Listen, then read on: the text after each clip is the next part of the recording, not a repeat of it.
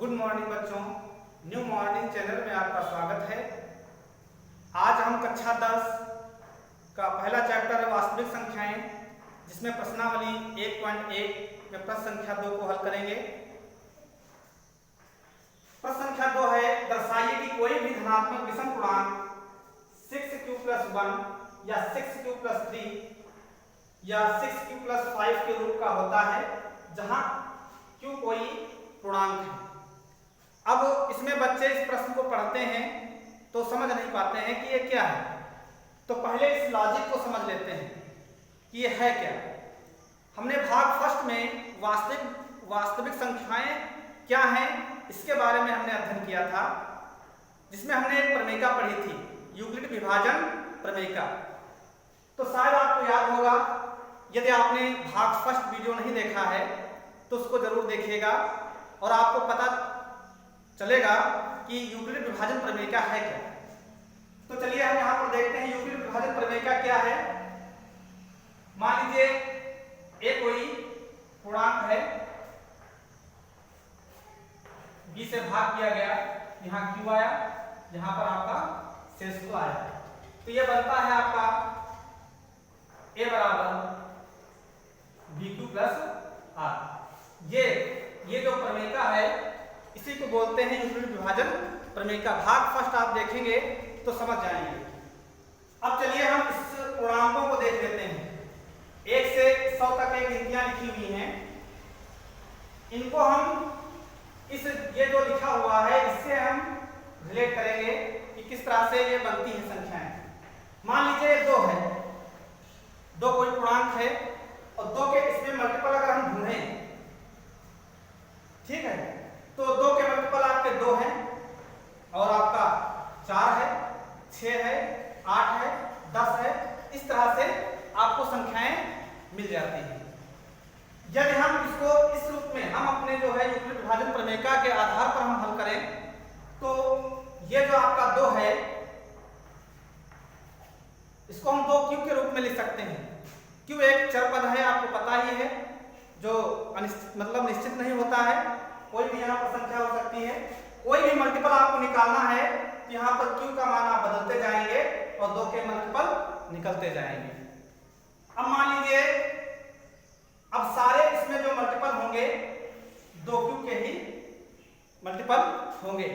अब यहाँ पर देखते हैं अगली संख्या 3, तो 3 को हम जब देखेंगे, मान लीजिए 2 हमने देखा तो आपका आया 2q, एक पूर्णांक आपका ये बन गया। अब हम अगर 3 को देखें तो 3 जो है 2 के मल्टीपल से एक अधिक है, तो इसको हम लिख सकते हैं 2q + 1। इस तरह से हम लिख सकते हैं। अब इसमें हम सारी संख्याओं को अगर हम देखें, 4 को देखें तो 4 आपका 2 का मल्टीपल है, खाली आपका q का मान बदलेगा। q आपका चर है, चर आपका परिवर्तन बदलता रहता है, मतलब परिवर्तनशील होता है, ठीक है। तो यहाँ पर आप 1 20 का मान रखेंगे तब भी 2 का मल्टीपल मिलेगा, 2 मान रखेंगे तब भी आपका 2 का मल्टीपल ही मिलेगा, 3 मान रखेंगे तब भी 2 का मल्टीपल ही मिलेगा। अर्थात जो भी इसमें संख्याएं होंगी वो या तो 2 का मल्टीपल है या तो फिर 2 के मल्टीपल से एक अधिक है। तो 2 ही पूर्णांक इसमें आपके मिलेंगे और सारी संख्याएं इसमें आपको मिल जाएंगी। यदि हम बात करें 3 का मल्टीपल, तो 3 का मल्टीपल जो है 3 हुआ, 6 हुआ और 9 हुआ। अब हम 3 के जस्ट बाद की संख्या को देखें तो 4 आता है। तो यहाँ पर जो 3 है तो 3 को हम इस तरह से लिख सकते हैं 3q। अब अगर हम 4 को देखें तो 4 जो है 3 के मल्टीपल से एक अधिक है, इसको हम इस तरह से लिख सकते हैं 3q + 1। अब देखिए 5 को हम देखते हैं तो 5 जो है 3 के मल्टीपल से 2 ज्यादा है, 3 के मल्टीपल से 2 अधिक है। अब 6 हम देखते हैं तो 6 आपका 3 का मल्टीपल है। तो सारे इसमें जो पूर्णांक हैं ये 3 ही पूर्णांकों पर आधारित है। अर्थात ये जो पूर्णांक आपके लिखे हुए हैं या तो 3 के मल्टीपल होंगे या तो 3 के मल्टीपल से एक अधिक होगा या तो 3 के मल्टीपल से 2 अधिक होगा।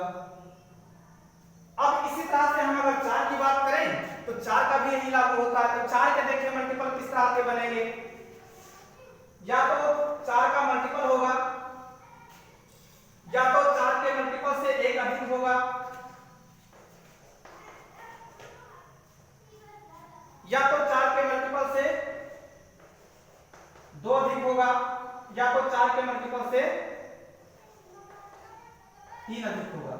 इतने ही जितने इसमें पूर्णांक मिले हैं, इन्हीं पूर्णांकों पर ये सारी संख्याएं आपको मिल जाएंगी। चलिए देख लेते हैं। ये आपका 4 का मल्टीपल है, 5 आपका आता है तो 4 के मल्टीपल से 1 अधिक है, 6 आता है तो 4 के मल्टीपल से 2 अधिक है, 7 है तो 4 के मल्टीपल से 3 अधिक है, उसके बाद जब 8 आता है तो ये 4 का मल्टीपल है। इसी तरह से हम 5 का भी देख सकते हैं, 6 का भी देख सकते हैं। तो इसमें एक बात का गौर करिए खाली कि ये जो आपका भाजक है और ये आपका जो शेषफल आ रहा है, और ये जो शेषफल, इसको हम इस तरह से लिख सकते हैं, 2 से हमने भाग किया, ये कोई पूर्णांक है तो पूर्णांक को हम कोई भी मान सकते हैं। जिस तरह से हमने यहाँ पर a माना है उसी तरह से ये कोई भी पूर्णांक हो सकते हैं, मतलब a हो सकता है। तो ये एक ही साथ मान लीजिए कोई पूर्णांक a है तो a आपका मान लीजिए निश्चित तो कोई है नहीं, कोई भी इसमें कोई पूर्णांक हो सकते हैं। तो कोई भी पूर्णांक अगर आपको निकालना है, मान लीजिए दो कोई भी पूर्णांक है, उसको हम 2 का मल्टीपल निकालना है तो हम इस तरह से लिख लेंगे। कौन सा मल्टीपल निकालना है, पहला मल्टीपल निकालना है, दूसरा निकालना है, तीसरा, तो हम यहाँ पर मान रख देंगे और 2 का मल्टीपल निकल आएगा। अब चलिए, ये तो आपका हो जाता है भाजक, ये आपका है भागफल, ये आपका है शेषफल। भाज्य कोई भी इसमें संख्या हो सकती है, ये सब पर जो है लागू होता है। चलिए अब हम सवाल पर चलते हैं, इसको मिटा देते हैं।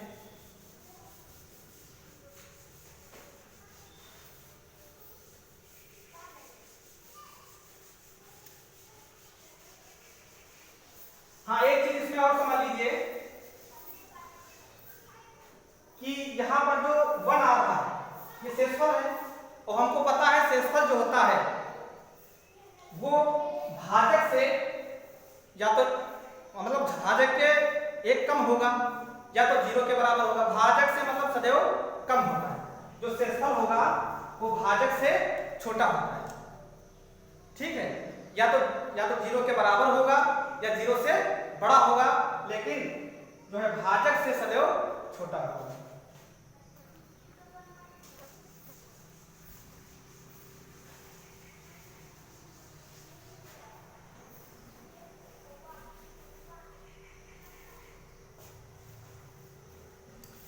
चलिए इसको हल करते हैं। प्रश्न है आपका, दर्शाइए कि कोई भी धनात्मक विषम पूर्णांक 6q + 1, 6q + 3 और 6q + 5 के रूप का होता है जहां q कोई पूर्णांक है। तो यहां पर हम कोई विषम पूर्णांक हमको पता ही नहीं है, इसको हम मान लेते हैं, जो अज्ञात होगा उसको हम मान लेंगे। तो यहां पर लिखेंगे माना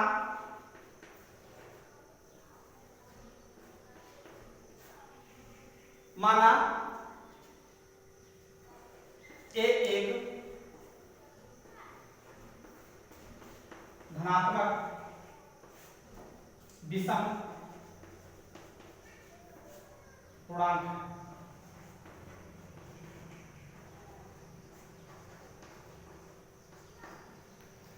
माना कि a एक धनात्मक विषम पूर्णांक है तथा b बराबर 6। यहां पर देखिए b का मान 6 है। आपकी यूक्लिड विभाजक प्रमेयिका क्या कहती है, देखिए b से हम भाग करेंगे कोई भी पूर्णांक को, यहां पर q मिलेगा बटे r मिलेगा, अर्थात ये आपका भाज्य है, ये आपका भागफल है, ये आपका शेषफल है।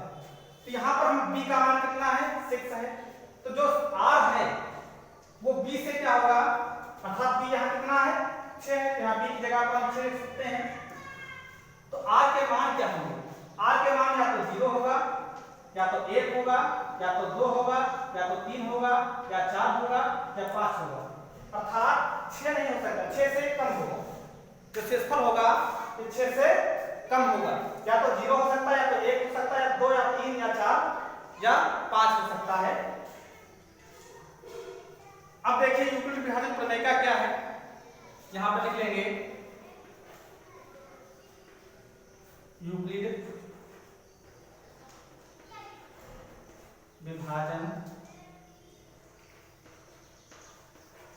प्रमेय। यूक्लिड विभाजन प्रमेय का आपकी क्या है, a बराबर 6q प्लस r, ये यूक्लिड विभाजन प्रमेय का है। अब इसमें r के मान निकाल लेंगे, जहां r बराबर 0 1 2 3 4 5, ये r के मान है। तो हम a के सभी मान निकाल लेंगे, a के मान सभी क्या हो सकते हैं, तो यहां पर लिखेंगे a के सभी